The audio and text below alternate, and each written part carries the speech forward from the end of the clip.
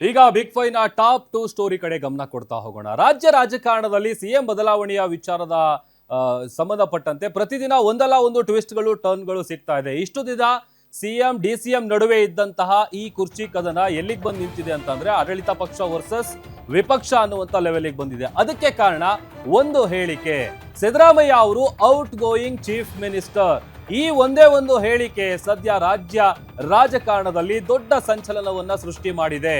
ಇದು ಅವರ ಕೊನೆ ಅಧಿವೇಶನ ಅಂತ ಬಿಜೆಪಿಯ ರಾಜ್ಯಾಧ್ಯಕ್ಷ ಬಿ.ವೈ. ವಿಜಯೇಂದ್ರ ಅವರು ಕೊಟ್ಟಂತ ಸ್ಟೇಟ್ಮೆಂಟ್ ಸಾಕಷ್ಟು ಟಾಕ್ ವಾರ್ಗೆ ಕಾರಣ ಆಗ್ತಾ ಇದೆ. ಪಾಪ ಮುಖ್ಯಮಂತ್ರಿಗಳ ಪರಿಸ್ಥಿತಿಯನ್ನ ಅರ್ಥ ಮಾಡ್ಕೊಳ್ಳಿ.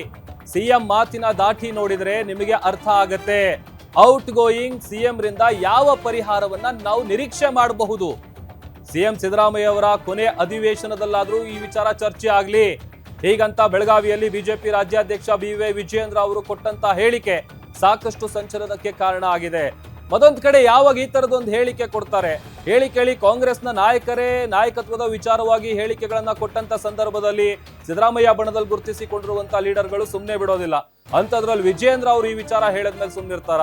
ವಿಜಯೇಂದ್ರ ಅವರ ಈ ಹೇಳಿಕೆಗೆ ಕಾಂಗ್ರೆಸ್ನ ನಾಯಕರು ಸಿಡಿದೆದ್ದಿದ್ದಾರೆ, ಕೆರಳಿ ಕೆಂಡ ಆಗಿದ್ದಾರೆ. ಪಾಪ ನೀವು ಮುಖ್ಯಮಂತ್ರಿಗಳ ಪರಿಸ್ಥಿತಿಯನ್ನು ನೀವು ಅರ್ಥ ಮಾಡ್ಕೊಳ್ಳಿ. Is A out going chief minister. ಯಾವಾಗ ರಾಜೀನಾಮೆ ಕೊಡ್ತಾರೋ ಯಾರಿಗೂ ಕೂಡ ಅದ್ರ ಬಗ್ಗೆ ಮಾಹಿತಿ ಇಲ್ಲ. ಮುಖ್ಯಮಂತ್ರಿಗಳ ಮಾತಿನ ದಾಟಿಯನ್ನು ನೋಡಿದ್ರೆ ನಿಮ್ಗೆ ಅರ್ಥ ಆಗ್ತದೆ, ಹೋಲಿ ಬಿಡಪ್ಪ ಪಾಪ ಎಷ್ಟು ದಿನ ಇರ್ತಾರೆ ಅಂತೇಳಿ ಎಲ್ರಿಗೂ ಅನ್ಸ್ತಕ್ಕಂಥದ್ದು ಸಹಜ. ಹಾಗಾಗಿ ಒಬ್ಬ ಔಟ್ ಗೋಯಿಂಗ್ ಚೀಫ್ ಮಿನಿಸ್ಟರ್ ಇಂದ ಈ ಸದನದಲ್ಲಿ ಏನೇ ಚರ್ಚೆ ಆದ್ರೂ ಕೂಡ ಪರಿಹಾರ ಸಿಗ್ತದೆ ಅನ್ನುವ ಆಶಾಭಾವನೆ ನಮಗೂ ಏನು ಇರ್ಲಿಲ್ಲ. ಆದ್ರೂ ಕೂಡ ಕೊನೆ ನಾನು ಯಾವಾಗಲೂ ಕೂಡ ಒಂದು ಮಾತನ್ನ ಹೇಳ್ತಾ ಇದ್ದೆ, ಮುಖ್ಯಮಂತ್ರಿಗಳಾಗಿ ಎಷ್ಟು ದಿನ ಕುರ್ಚಿಲ್ ಕೂರ್ತೀನಿ ಅನ್ನೋದು ಮುಖ್ಯ ಅಲ್ಲ, ಆದ್ರೆ ಆ ಸ್ಥಾನದಲ್ಲಿದ್ದಾಗ ಏನ್ ರಾಜ್ಯಕ್ಕೆ ಒಳ್ಳೆ ಕೆಲಸ ಮಾಡಿದಾರೆ ಅನ್ನೋದು ಮುಖ್ಯ. ಹಾಗೆ ನಮ್ಗೆಲ್ಲ ಒಂದ್ ಕಡೆ ಸಿದ್ದರಾಮಯ್ಯ ಅವರ ಕೊನೆ ಅಧಿವೇಶನದಲ್ಲಾದ್ರೂ ಕೂಡ ಉತ್ತರ ಕರ್ನಾಟಕ ಅದೇ ನನಗೆ ಬಿಜೆಪಿ ಪ್ರೆಸಿಡೆಂಟ್ ಕೇಳಿ ಎಷ್ಟು ದಿವಸ ಅವ್ರು ಇರ್ತಾರಂತ ಕೇಳಿ, ಅಶೋಕ್ ಅವ್ರಿಗೆ ಎಷ್ಟು ದಿವಸ ಅವ್ರು ಇರ್ತಾರಂತ ಕೇಳಿ, ನಮ್ಮ ಮುಖ್ಯಮಂತ್ರಿಗಳು ಹೇಳಿದ್ದಾರೆ ಏನ್ರಿ, ನಮ್ಮ ಕಾಂಗ್ರೆಸ್ ಹೈಕಮಾಂಡ್ ತನೂ ಸಹ ನಿರ್ಣಯ ಮಾಡುವವರೆಗೆ ನಾನು ಇರ್ತೀನಿ ಅಂತ ಅನ್ನೋದನ್ನ ಬಹಳ ಸ್ಪಷ್ಟವಾಗಿ ಹೇಳಿದಾನೆ. ಈಗ ಸಿಎಂ ಕುರ್ಚಿ ಖಾಲಿ ಇಲ್ಲ ನಮ್ಮಲ್ಲಿ. Vijayendra incoming CM Vijayendra is incoming CM for the Karnataka state. ಭವಿಷ್ಯ ಹೇಳೋರ ಅವರು, ಭವಿಷ್ಯ ಹೇಳ್ತಾರೆ ವಿಜೇಂದ್ರ ಅವರು. ಫಸ್ಟ್ ಅವರು ತಟ್ಟೆಯಲ್ಲಿ ಬಿದ್ದಿರುವಂತ ಹೆಗ್ಡಾನ ಎತ್ತ ಕೇಳಿ. ಡೈಲಿ ಪಾಪ ಅವರು ಒಂದ್ ಕಡೆ ಅಶೋಕ್ ಅವ್ರ ಗ್ರೂಪು, ಒಂದ್ ಕಡೆ ಯತ್ನಾಳ್ ಅವ್ರ ಗ್ರೂಪು, ಒಂದ್ ಕಡೆ ಇವ್ರ ಗ್ರೂಪ್. ಸುಮ್ಮನೆ ಬೈಕ್ ಬಂದಂಗೆಲ್ಲ ಮಾತಾಡಿದ್ರೆ ಏನ್ ಮಾಡೋದು. ಮತ್ತಷ್ಟು ಡೀಟೇಲ್ಸ್ ಅನ್ನ ಕೊಡೋದಕ್ಕೆ ನಮ್ಮ ಸ್ಪೆಷಲ್ ಕರೆಸ್ಪಾಂಡೆಂಟ್ ವೀರೇಶ್ ತಾನಿ ಬೆಳಗಾವಿಯಿಂದ ಲೈವ್ ಜಾಯ್ನ್ ಆಗ್ತಾ ಇದ್ದಾರೆ. ವೀರೇಶ್, ವಿಜೇಂದ್ರ ಅವರು ತಲೆಯಲ್ಲಿ ಏನೋ ಒಂದು ಇಟ್ಕೊಂಡು ಒಂದು ಬಾಣ ಬಿಟ್ರು ಸಿಎಂ ಕುರ್ಚಿ ವಿಚಾರನ, ಬಟ್ ಅವ್ರು ಬಿಟ್ಟಂತ ಬಾಣ ಅವರಿಗೆ ತಿರುಗು ಬಾಣ ಆಗಿದೆ ಅನ್ನೋದು ಕ್ಲಿಯರ್ ಆಗಿ ಗೊತ್ತಾಗ್ತಾ ಇದೆ.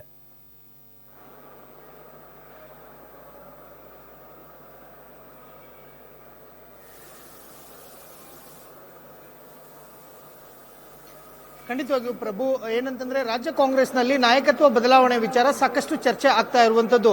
ಆದರೂ ಸಹ ಅಧಿವೇಶನದ ವೇಳೆಯಲ್ಲೂ ಸಹ ಡಿನ್ನರ್ ಮೀಟಿಂಗ್ಗಳು ನಡೀತಾ ಇರುವಂತದ್ದು.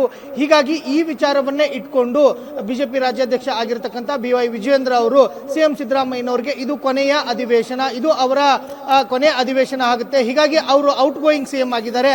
ಅವರಿಂದ ನಾವು ಸಾಕಷ್ಟು ನಿರೀಕ್ಷೆಗಳನ್ನ ಮಾಡಿದ್ವಿ. ಕೊನೆಯ ಅಧಿವೇಶನದಲ್ಲಾದ್ರೂ ಸಹ ಸಾಕಷ್ಟು ವಿಷಯಗಳು ಚರ್ಚೆಗೆ ಬರುತ್ತೆ, ಚರ್ಚೆ ಆಗುತ್ತೆ ಅನ್ನೋ ಒಂದು ನಿರೀಕ್ಷೆಯನ್ನ ಇಟ್ಕೊಂಡಿದ್ವಿ. ಹೀಗಾಗಿ ಆದ್ರೆ ಸಿಎಂ ಸಿದ್ದರಾಮಯ್ಯನವರು ಔಟ್ ಗೋಯಿಂಗ್ ಸಿಎಂ ಆಗಿರೋ ಹಿನ್ನೆಲೆಯಲ್ಲಿ ಯಾವುದೇ ರೀತಿಯಂತ ನಿರೀಕ್ಷೆಗಳು ಈಡೇರ್ತಾ ಇಲ್ಲ ಅನ್ನೋ ಒಂದು ಮಾತುಗಳನ್ನ ವಿಜೇಂದ್ರ ಅವರು ಹೇಳಿರುವಂತದ್ದು.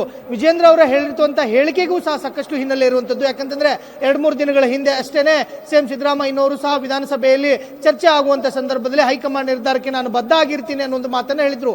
ಈ ವಿಚಾರವನ್ನ ಉಲ್ಲೇಖಿಸಿ ಬಿ.ವೈ. ವಿಜೇಂದ್ರ ಅವರು ಹೇಳಿಕೆಯನ್ನ ಕೊಟ್ಟಿರುವಂತದ್ದು. ಬಿ.ವೈ. ವಿಜೇಂದ್ರ ಅವರು ಹೇಳಿಕೆ ಕೊಟ್ಟ ಬಳಿಕ ರಾಜ್ಯ ಕಾಂಗ್ರೆಸ್ನಲ್ಲಿರ್ತಕ್ಕಂಥ ಸಚಿವರುಗಳಾಗಿರ್ಬೋದು, ಶಾಸಕರುಗಳು ಮತ್ತು ವಿಧಾನ ಪರಿಷತ್ ಸದಸ್ಯರು ಎಲ್ಲರೂ ಸಹ ಇದೀಗ ವಿಜೇಂದ್ರ ಅವರ ವಿರುದ್ಧ ಮುಗಿಬಿದ್ದು ಆಕ್ರೋಶವನ್ನು ವ್ಯಕ್ತಪಡಿಸ್ತಾ ಇರುವಂತದ್ದು. ನಮ್ಮ ಪಕ್ಷದ ಆಂತರಿಕ ವಿಚಾರ ವಿಜೇಂದ್ರ ಅವರಿಗೆ ಯಾಕಬೇಕು, ನಮ್ಮ ಪಕ್ಷದ ವಿಚಾರವನ್ನ ಏನೇ ಇದ್ರು ಹೈಕಮಾಂಡ್ ನಾಯಕರುಗಳು ನಿರ್ಧಾರವನ್ನ ಮಾಡ್ತಾರೆ. ವಿಜೇಂದ್ರ ಅವರು ಅವರ ಕುರ್ಚಿಯನ್ನು ಉಳಿಸಿಕೊಳ್ಳುವಂತ ಕೆಲಸಗಳನ್ನ ಮಾಡಿ ವಿಜೇಂದ್ರ ಅವರು ಪದೇ ಪದೇ ಯಾಕೆ ಯಡಿಯೂರಪ್ಪನವ್ರನ್ನ ಕರೆದುಕೊಂಡು ದೆಹಲಿಗೆ ಹೋಗ್ತಾರೆ ಮತ್ತು ಅವರ ಪಕ್ಷದಲ್ಲಿ ಇರ್ತಕ್ಕಂಥ ಏನು ವಿಜೇಂದ್ರ ಆಗಿರ್ಬೋದು, ಆರ್ ಅಶೋಕ್ ಆಗಿರ್ಬೋದು, ಯತ್ನಾಳ್ ಗುಂಪೇನಿದೆ ಅವರ ಗುಂಪುಗಳನ್ನ ಸರಿಪಡಿಸಿಕೊಳ್ಳಿ ಅನ್ನೋ ಒಂದು ಆಕ್ರೋಶ ಭರಿತವಾದಂತಹ ಮಾತುಗಳನ್ನ ಹೇಳೋದ್ರ ಜೊತೆಗೆ ಇವತ್ತು ಎಲ್ಲರೂ ಬಹುತೇಕವಾಗಿ ಸಿಎಂ ಸಿದ್ದರಾಮಯ್ಯನವರ ಬೆನ್ನಿಗೆ ನಿಲ್ತಾ ಇರುವಂತದ್ದು. ಪ್ರಭು, ಓಕೆ, ಥ್ಯಾಂಕ್ ಯು ವೀರೇಶ್ ನಿಮ್ಮೆಲ್ಲ ಡೀಟೇಲ್ಸ್ಗಾಗಿ.